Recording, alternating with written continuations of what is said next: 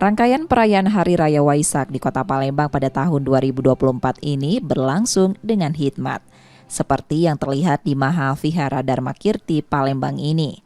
Ribuan umat Buddha di Kota Palembang mengikuti sejumlah rangkaian, mulai dari meditasi, pemberkahan parsel Waisak, hingga dilanjutkan dengan pelaksanaan pradaksina yang merupakan puncak dari rangkaian perayaan Hari Raya Waisak. Di tahun 2024 ini, perayaan Hari Waisak di Kota Palembang mengambil tema keharmonisan, merupakan pedoman hidup berdampingan dalam berbangsa.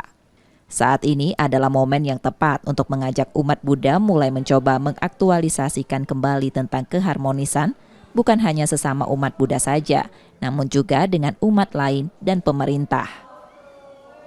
Kami melalui para founder dari Sangha, para biku yang tergabung dalam Sangha Agung Indonesia mengambil momen Waisak ini, mengajak umat Buddha ya memulai dengan coba mengaktualisasikan kembali tentang keharmonisan ini.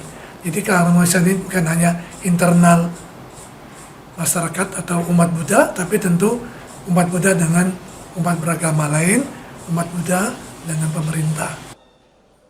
Selain itu, dilakukan juga penyalaan sebanyak 2.800 lilin pelita untuk menerangkan dan menyucikan batin umat Buddha.